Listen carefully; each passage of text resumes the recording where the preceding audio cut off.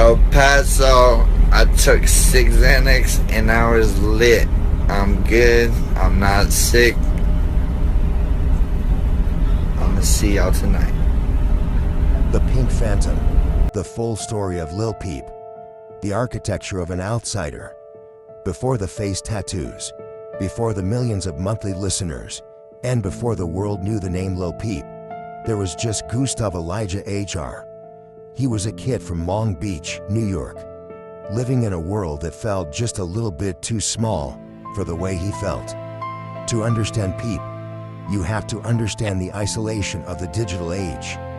He wasn't a product of the industry. He was a product of the internet, a pioneer of a new kind of creative solitude. While his peers were out living typical suburban lives, Gus was retreating into his bedroom, surrounded by the blue glow of a computer monitor and the low hum of a cheap recording interface. This wasn't just a hobby, it was a survival mechanism. He was a musical alchemist, blending the DNA of 2000s emo, the bands his mother loved, and the ones he discovered on Tumblr, with a heavy, rattling 808s of southern trap.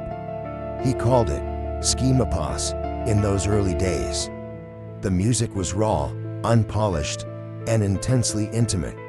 It was a voice that had no father, a style that didn't ask for permission to exist. He would spend hours layering his vocals, creating a ghostly, melodic choir that sounded like he was coming from another dimension. When he uploaded those first tracks to SoundCloud, he wasn't looking for a record deal.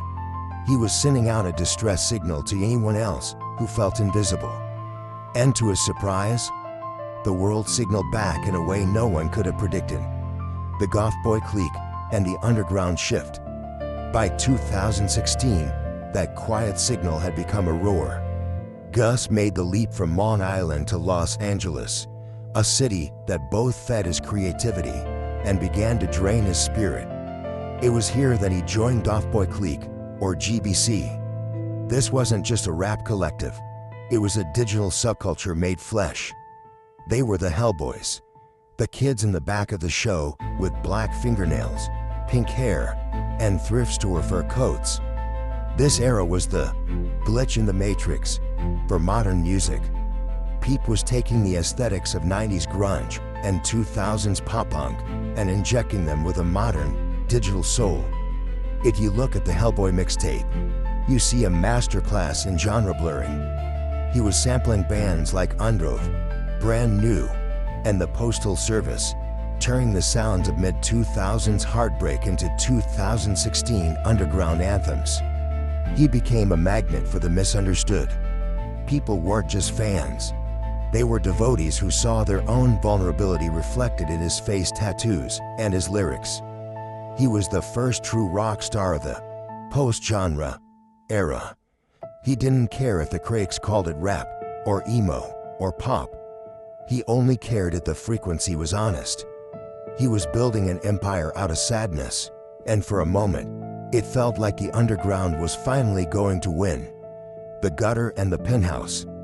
Then came the pivot that left the industry baffled but made perfect sense to the kids following him online. In 2017, the gutter officially met the penthouse. Suddenly, the kid who was recording in a messy, cramped LA apartment was being flown to Paris and Milan. He was walking the runway for elite fashion houses, tricked in pink silk and expensive leather, his Crybaby tattoo visible under the blinding white flashes of 1,000 professional cameras. It was a surreal juxtaposition that only Gus could pull off. One day he's in a grainy, lo-fi video filmed in a dark alleyway behind a venue, and the next he's a muse for the world's top designers. But despite the luxury, Peep never changed his frequency. Even on the high-fashion runways, he looked like a visitor from another world, someone who was just passing through. He was the only person who could bridge the gap, the bridge between the grit of the underground and the polish of the elite. He was becoming everybody's everything, and that weight was starting to settle heavily on his shoulders. The world wanted a piece of him, and Gus, being who he was, tried to give them everything he had left. Stars shopping in the dark. The final chapter of the Lil Peep story wasn't written in a studio or on a runway. It was written on a tour bus. As the Come Over When You're Sober tour rolled across the country, the scale of his stardom was reaching a breaking point. He was a king being mobbed in the streets of Moscow, a legend selling out massive venues in London. But behind the curtain, the boy named Gus was exhausted. He famously said he wanted to be the new Kurt Cobain, and in the way he captured the collective angst of a generation, he achieved it. He wrote, "Star shopping," in just 20 minutes, sitting alone in his room, looking at the sky and feeling the immense distance between himself and the people he loved. It was a song about feeling small in a massive, uncaring universe, and it became the anthem for millions who felt exactly the same way.